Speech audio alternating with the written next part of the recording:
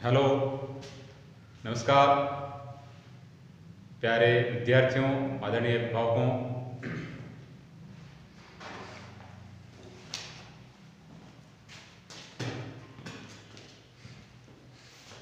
मैं हूं Ramesh Parmar, senior teacher, GSS Golasan. Corona महामारी के कारण स्कूलें बच्चों की शुरू नहीं हो पा रही हैं।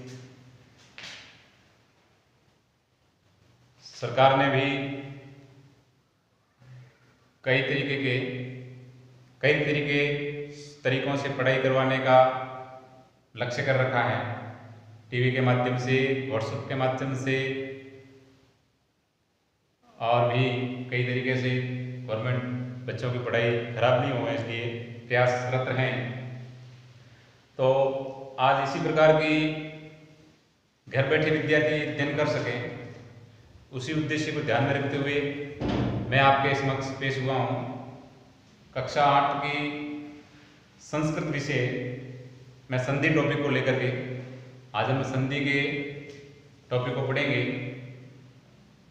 तो आप सभी कक्षा 8 के विद्यार्थी अपनी पाठ्यपुस्तक खोलें और उस पाठ्यपुस्तक में अंत में परिशिष्ट दिया हुआ है, उस परिशिष्ट में संधि का टॉपिक है, तो उसको खोल के तैयार हो जाएं पढ़ने के लिए। संधि का सामान्यतः अर्थ होता है मेल।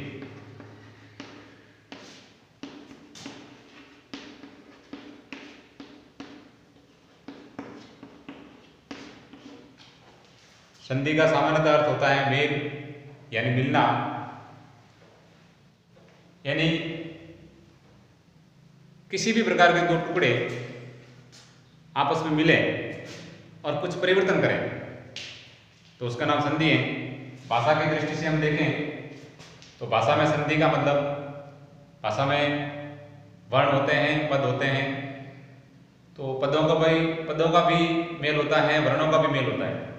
तो जब वर्णों का आपस में मेल होता है और वो वर्ण मिलकर के कुछ परिवर्तन करते हैं, उसका नाम संधि है। संधि की संस्कृत में परिभाषा इस प्रकार है कि पूर्व पदस्य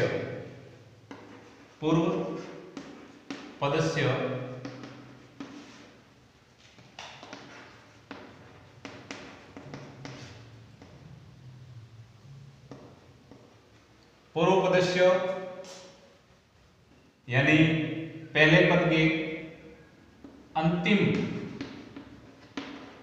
वर्ण, यानी अंतिम वर्ण के साथ, पूर्व पद के अंतिम वर्ण के साथ उत्तर पदस्य पूर्व वर्ण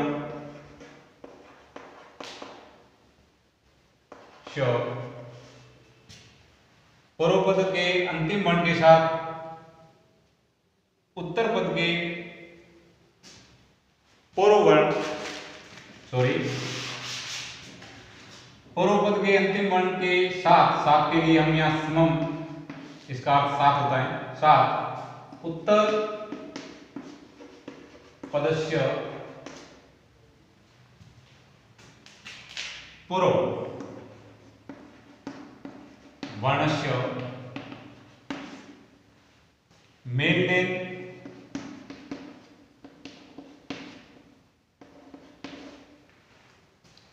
यत् परिवर्तनम, पूर्व पद के अंतिम वर्ण के साथ उत्तर पद के पूर्व वर्ण का मेल होने से जो यत् यानी जो परिवर्तनम यानी परिवर्तन भवति ततः यानी वह संधि इति, ततः संधि इति, अर्थात वह संधि कहलाती है।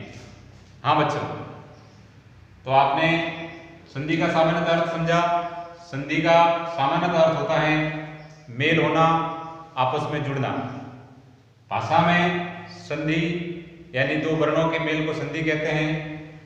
संस्कृत में इसकी परिभाषा है पूर्वपदस्य, अर्थात पहले पद के अंतिम वर्ण के साथ सममैनी साथ। उत्तर पदस्य यानी उत्तर पद के पूर्व वर्ण के साथ मेल होने से जो परिवर्तन होता है, भवति यानी होता है, तत्संधि भी। अर्थात पद, यह एक शब्द आया नया पद, तो पद को आप समझ लीजिएगा।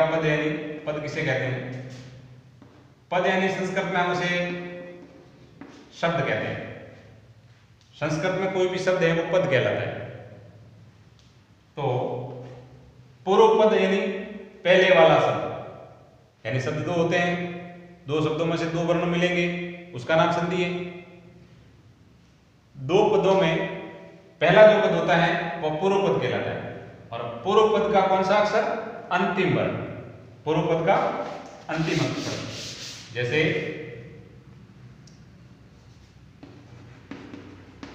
यथा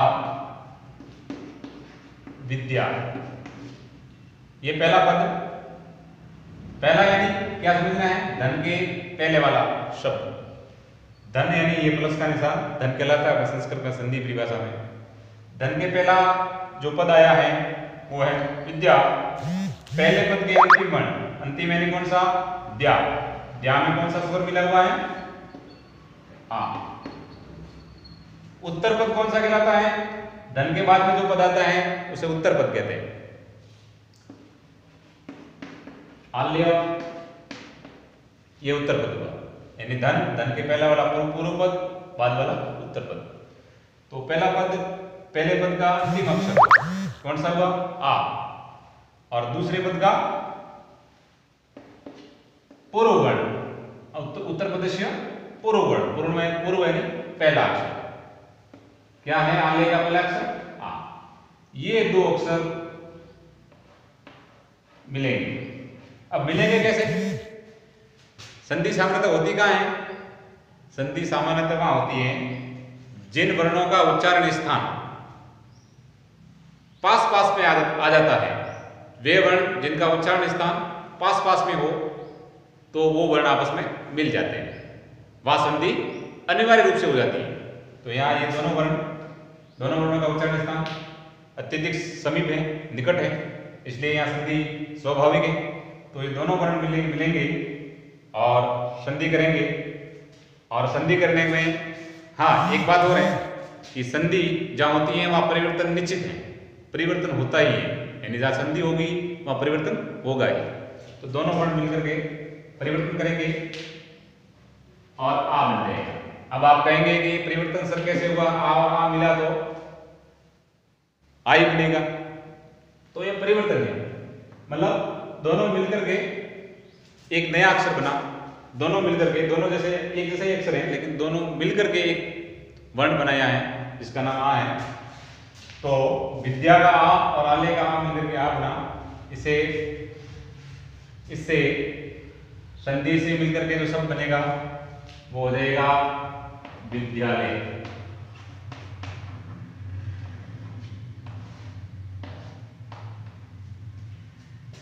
इसी प्रकार एक दूसरे उदाहरण से समझिए।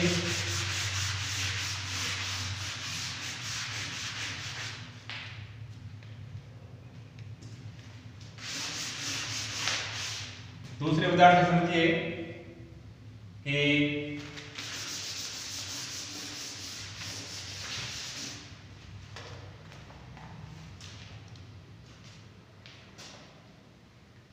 यदि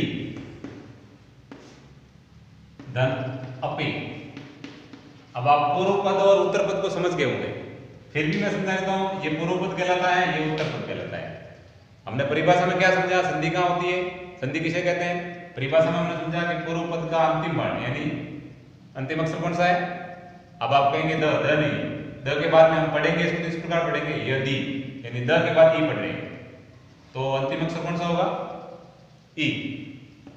और उत्तर पद का पूर्व वर्ण अर्थात जो बाद वाला शब्द होगा उसका पहला अक्षर पूर्व यानी पहला क्या है अ और ई, इन दोनों का उच्चारण पास पास में हो गया, समीप आ गया, इसलिए संधि होना स्वाभाविक है, संधि होगी। ई के बाद में आया इसलिए यहां संधि होगी और यहां संधि होगी यण संधि। वो संधि के कितने प्रकार हैं अभी तो मैं समझा रहा हूं। संधि की परिभाषा, संधि कब होती है, संधि कैसे होती है, होने पर क्या परिवर्तन होता है, वो समझा रहा हूं उदाहरण से।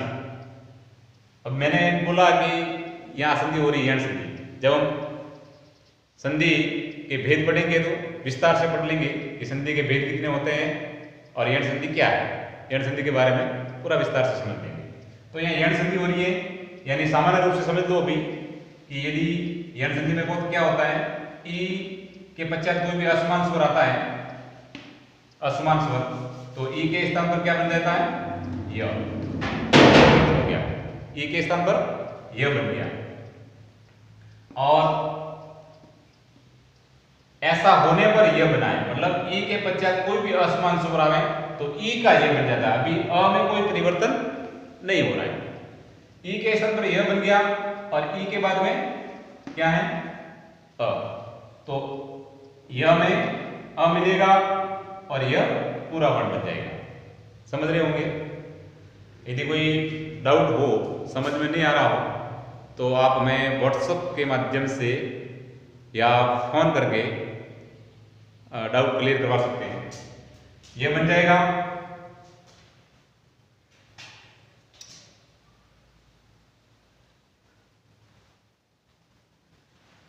और अब अपने पास शब्द क्या है य और द आधा था यहाँ, ठीक है। ये पूरा और इधर क्या रह गया है अ का, तो इसमें मेल हो गया य में, ई का य बन गया य द, य और द में से ई का य बन गया, द अधूरा रह गया, ई का य बन गया, ई के बाद में अ आया था जो अ का य में मेल हो गया। अब यहाँ इधर क्या रहा है पी में से टी, यानी य और द और य मिलेंगे तो क्या हो जाएगा ये इस प्रकार, और द्य पी पूरा पद पड़ेगा यद्यपि। तो कुल मिला के हमारा समझना ये था कि संधि कहाँ होती है कि आपस में दो वर्ण की निकटता को, दो वर्णों की समीपता को, जहाँ समीप हो जाते हैं वहां संधि होती है। संधि कहते हैं पूर्व पद के अंतिम वर्ण के साथ और उत्तर पद के पूर्व वर्ण के साथ पूर्ण वर्ण दोनों मिलकर के संधि करते हैं और उसमें कुछ परिवर्तन करते हैं शब्द में, तो उसका नाम संधि है। तो ये पद बन गया यद्यपि। समझ में आ गया हो गया परिभाषा और संधि किसे कहते हैं, संधि कब होती है, कैसे होती है, क्या परिवर्तन होता है, समझ में आ गया होगा। अब हम सामान्य रूप से संधि के भेद पढ़ते जाएं तो संधि के भेद होते हैं, संधि के भेद सामान्यतः संधि के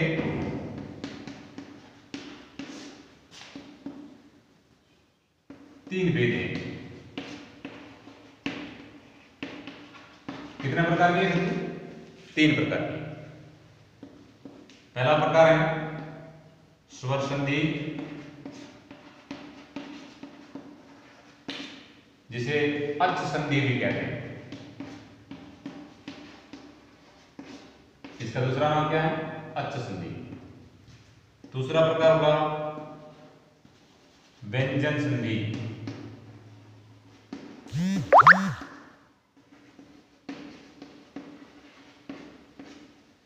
जिसे हल संधि भी कहते हैं।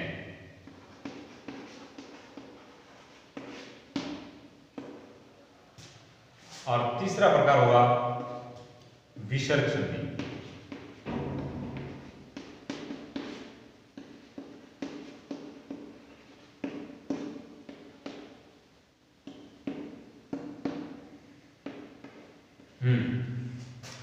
इसमें क्या होगा, थोड़ा सा इनका परिचय कर लेते हैं आगे। पहले पीछे के लिए स्वर, स्वर का दूसरा नाम अच संधि। अच क्यों कहते हैं? अच एक प्रत्याहार है। अच क्या है? प्रत्याहार। यानी जहां स्वर स्वर आपस में मिलते हैं, यानी पूर्व पद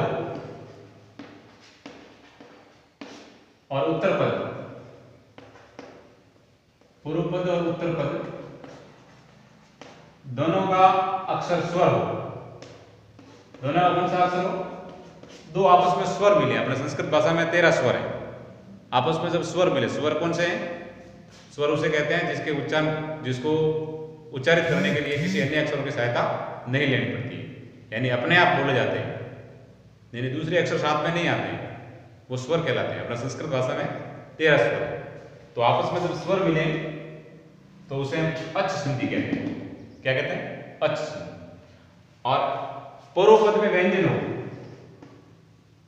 पूर्व पद में व्यंजन, व्यंजन यानी ककार, यानी वे वर्ण जिनको उच्चारित करने के लिए स्वरों की सहायता लेनी पड़ती है, उसे व्यंजन कहते हैं। तो व्यंजन, पूर्व पद में व्यंजन हो, उत्तर पद में स्वर या कोई स्वर हो, कोई भी स्वर, पहले पूर्व पद में व्यंजन आना चाहिए, तो उसका नाम होगा व्यंजन संधि। तीसरा जो प्रकार है व्यंजन संधि को हल संधि कहते हैं। हल एक प्रत्याहार है, यानी अच में सारे स्वर आते हैं। अच प्रत्याहार में अच का मतलब होता है सारे स्वर, और हल प्रत्याहार का मतलब होता है सारे के सारे व्यंजन। जितने भी वर्ण अपनी वर्णमाला में व्यंजन है, वो सारे व्यंजन हल कहलाते हैं। अपनी वर्णमाला में जितने स्वर हैं, वो सारे के सारे अच कहलाते हैं। व्यंजन के बाद कोई भी स्वर आवे या व्यंजन आवे तो उसका नाम व्यंजन संधि।